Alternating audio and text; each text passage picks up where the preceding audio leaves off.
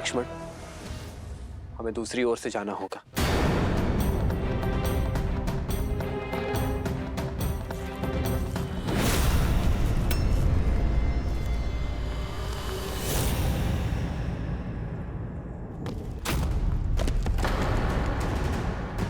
लक्ष्मण, भैया सावधान।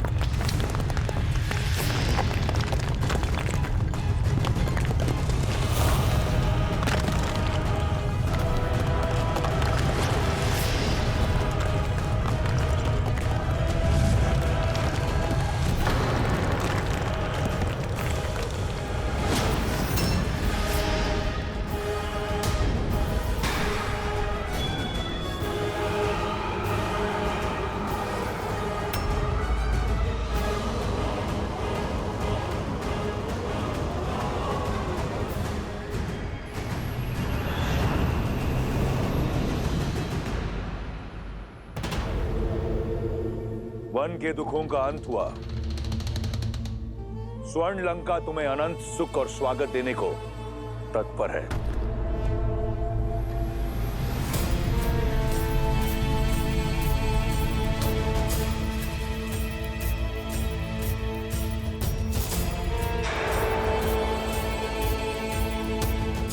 मुझे ज्ञात था कि एक बाण से 2 लक्ष्य तो केवल मेरे रावण भैया ही भेज सकते हैं। मेरे और मेरे पुत्र के प्रतिशोध के साथ साथ उन्होंने अपना प्रतिकार भी ले लिया।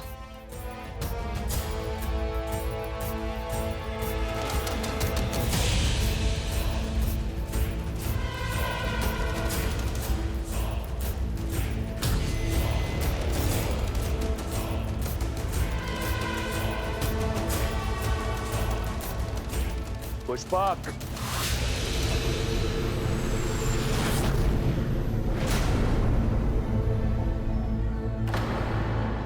लंकेश कहाँ जा रहे हैं? पुष्पक,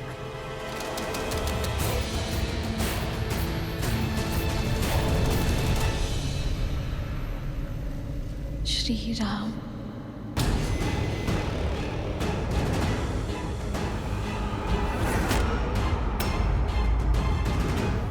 मृत्यु की मार्ग पे जा रहे हो, ना चीख रहे हो, ना भय से कांप रहे हो। कौन हो तुम जिसको मेरा भय नहीं? भय भी स्वयं जिससे भयभीत है, वो तुमसे क्यों भयभीत होगा राक्षस? ठीक से देखो, ये वही हैं जिन्होंने सहस्त्र गजों की शक्ति से युक्त ताड़का का वध किया, अति बलशाली विराट का संहार किया, हर और दूषण समेत 14 सहस्त्र राक्षसों को काल का भोज बना दिया। तो जो सिंह का खेत करते हैं, तो भला तुम जैसे मूषक से क्यों भयभीत होंगे? मेरा अंत करना सरल नहीं। मुझे तब मारोगे जब मेरी मुट्ठी खुलेगी, और मेरी मुट्ठी खुलेगी नहीं। भैया, इस समस्या का जड़ से ही अंत कर देते। किसने कहा कि हमें तुम्हारी मुट्ठी खोलनी है? हमें तो वो भुजा ही काट देनी है जिससे तुम्हारी मुट्ठी जुड़ी है।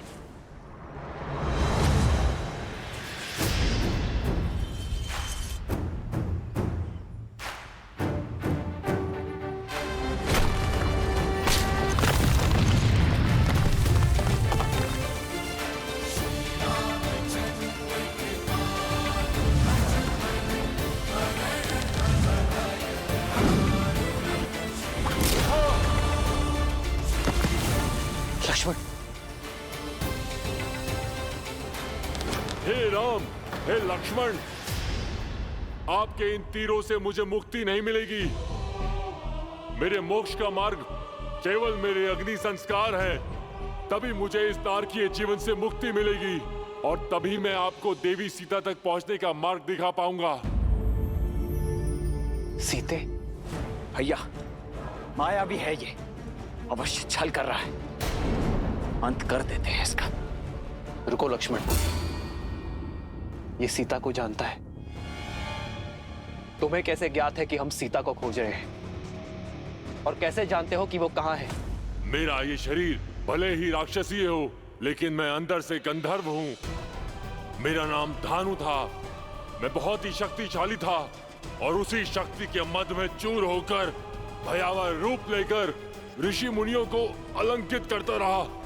और एक दिन अज्ञानतावश मैंने ऋषि स्थूलशिला को उत्पात दिखाया और उन्होंने मुझे इसी रूप में रहने का श्राप दे दिया और क्षमा मांगने पर मुक्ति का मार्ग बताया। और जब श्री राम अपने भाई लक्ष्मण के साथ माता सीता को खोजने आएंगे, तभी होगा मेरा मोक्ष। रूप चला गया, किंतु शक्ति का अहंकार नहीं गया। इंद्रदेव को युद्ध के लिए ललकारा था मैंने, और जब उनके वज्र के प्रहार से मेरा सिर मेरे पेट में घुस गया, तब से ये धानु कबंध कहलाने लगा। वर्षों से अपने मुक्तिदाता श्री राम का ही मार्ग देख रहा हूं मैं। तो अब मुझे मेरी सीता का पता बताओ। बताओ कि वो कहाँ है, किस हाल में? उसके लिए आपको मुझे इस राक्षस देह से मुक्त करना होगा। तभी अपने दिव्य दृष्टि से आपका मार्गदर्शन कर पाऊंगा।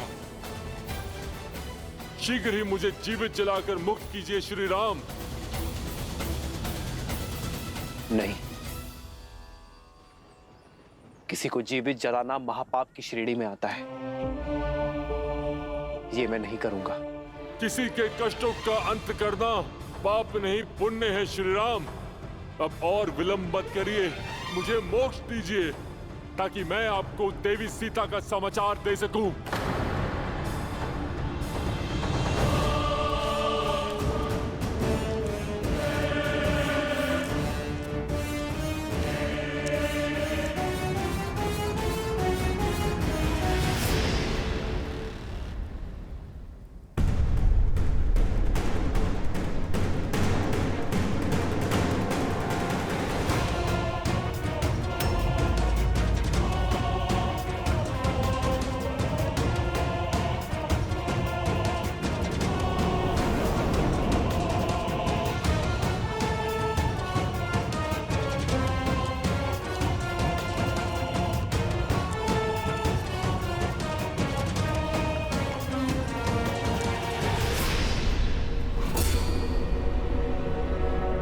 यह अशोक वाटिका है सीता।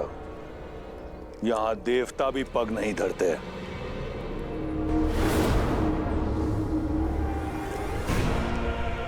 यही सोच रही हो ना कि लंका का भव्य महल छोड़कर तुम्हें यहां इस वाटिका में क्यों लाया हूं? आओ, तुम्हें उत्तर दिखाता हूं। देखो, देखो अपने प्रतिबिंब को। वन के कष्टों ने तुम्हारे दिव्य रूप की क्या दशा बना दी है।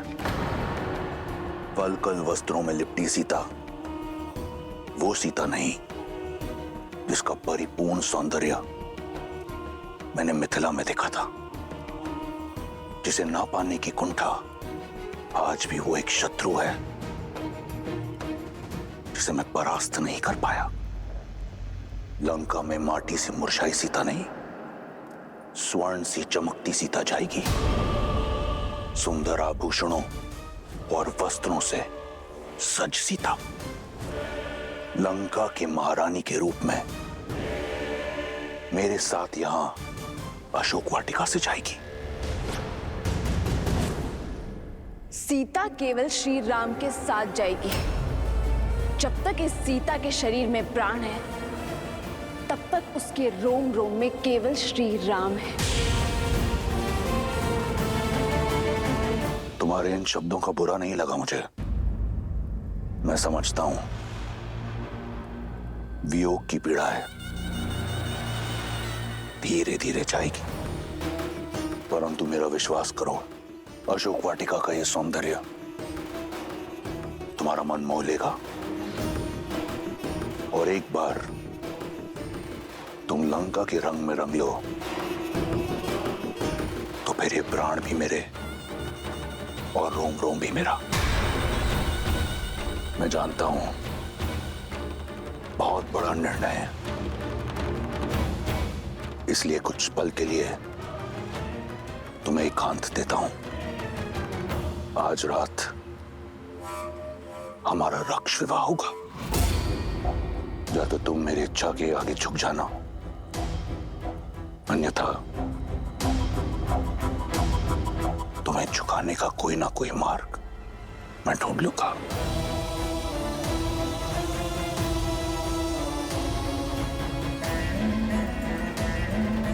लंकेश को प्रसन्न करने का दायित्व अब तुम्हारा है। त्रिजटा से कहो शीघ्र अतिशीघ्र सीता को सज्ज करे।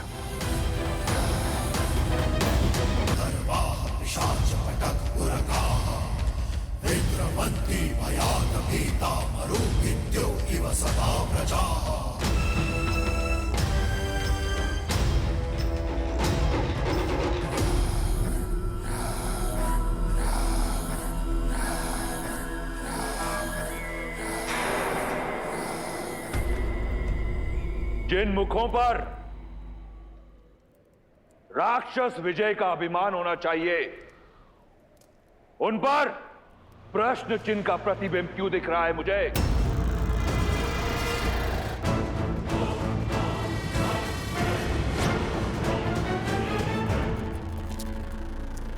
जब विजय का मूल्य विजय से बड़ा हो तो उसका तेज कम हो ही जाता है पिताश्री।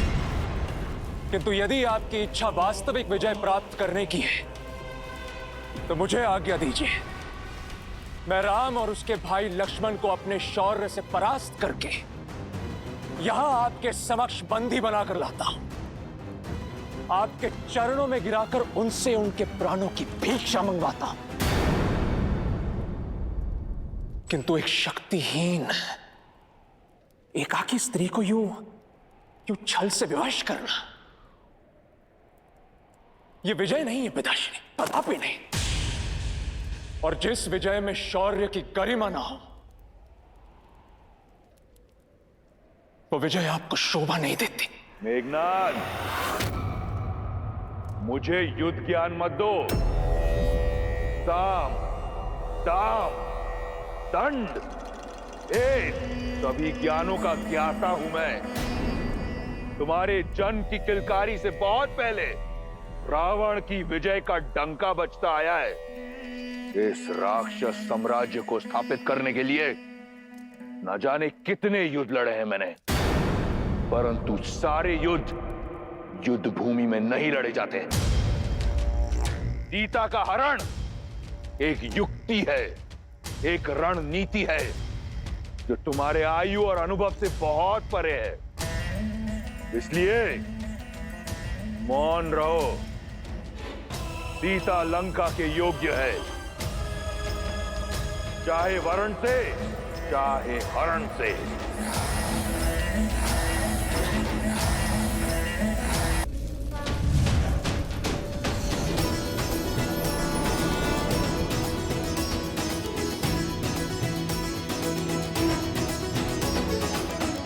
मुझे मुक्त करने के लिए धन्यवाद रघुनंदन। अब मेरी सीता की क्या सूचना दे सकते हैं आप? श्री राम, वो दुष्ट रावण माता सीता को दक्षिण की ओर लेके गया है, और वो वहां पर लेके गया है जहां पर मेरी दिव्य दृष्टि भी नहीं पहुंच सकती। किंतु इतना अवश्य देख सकता हूं कि आप जिस मार्ग पर जाएंगे वहां पर आपको समर्थन और समर्पण दोनों ही प्राप्त होंगे।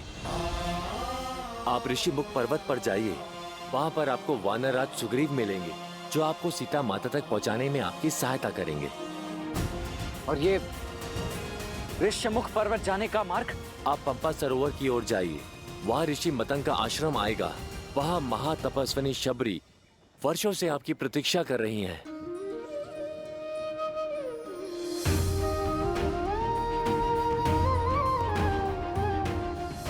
उनकी प्रतीक्षा का अंत भी होगा और साथ ही साथ आपकी आगे की यात्रा का आरंभ भी होगा।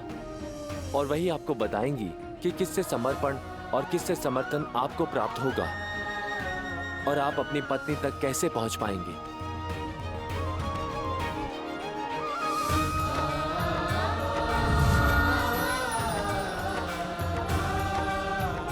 लक्ष्मण, हमें शीघ्र अतिशीघ्र माता शबरी तक पहुंचना होगा। जी भैया।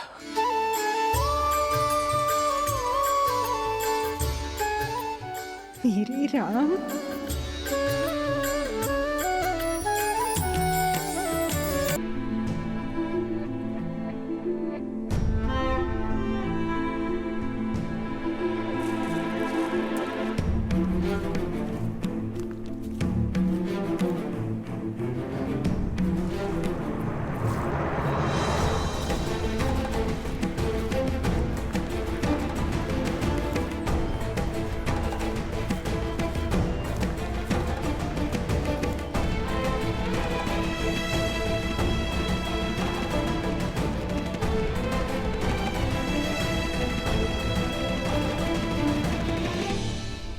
आप थक गए होंगे भैया, तनिक यहीं विश्राम कर लीजिए। मैं नहीं लक्ष्मण, जब एक नेत्र रो रही हो तो दूसरी विश्राम कैसे कर सकती है? मेरी सीता वहां पीड़ा में होगी, मुझे विश्राम करने की कोई आवश्यकता नहीं है। हमें शीघ्र ही माता शबरी तक पहुंचना होगा। आओ लक्ष्मण।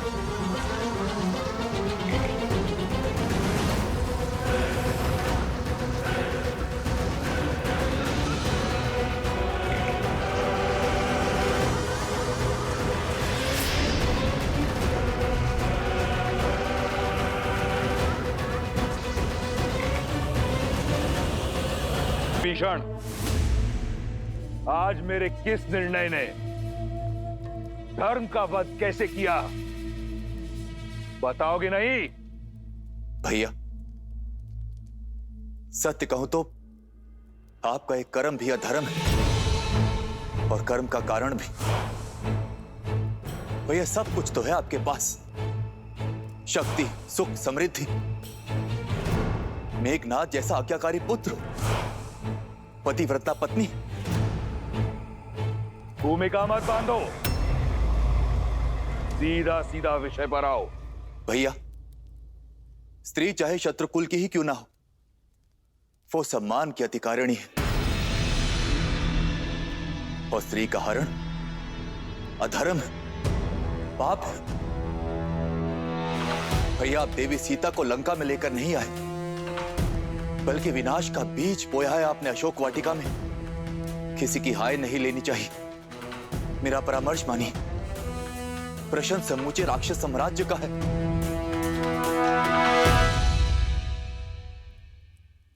श्री राम को उनकी सीता लौटा दीजिए भैया।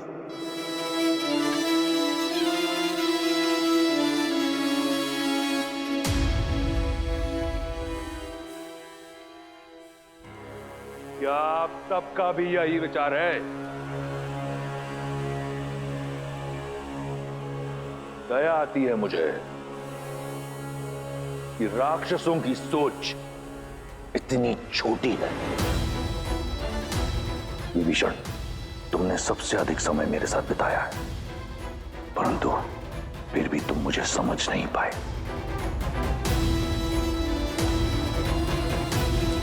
इस सभा में उपस्थित हर राक्षस मेरी दूरदर्शिता से कोसों दूर है। धर्म अधर्म के द्वंद्व में ये भी भूल गए कि रावण जो करता है एक उद्देश्य से करता है, और उद्देश्य है वयम राक्षसम, राक्षसों को सर्वश्रेष्ठ बनाना। सीता कोई साधारण स्त्री नहीं, राजा जनक की पुत्री है, एक मनुष्य है। 14 लोकों पर हमारा आधिपत्य है। देवता, असुर, राक्षस, यक्ष, गंधर्व, किन्नर, पशु, पक्षी, नाग, कीट, भूत, पिशाच, वेताल, सब पर हमारा आधिपत्य है।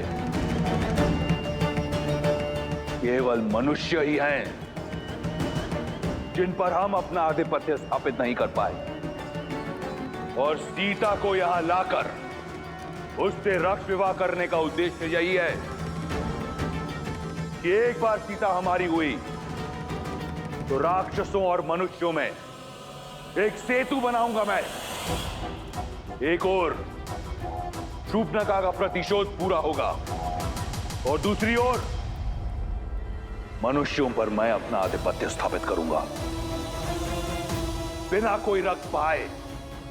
अब कहो, क्या सहस्त्र प्राण बचाना अधर्म है? क्या अपनी संस्कृति को शिखर तक ले जाना पाप है? क्या मैं एक अधर्मी हूं, पापी हूं? कदापि नहीं भैया। मेरे भैया ने जो किया वो लंका के लिए किया। राम और लक्ष्मण ने मेरे सम्मान पर प्रहार किया और हमारे मान पर वार किया। ये दंड सीता को अवश्य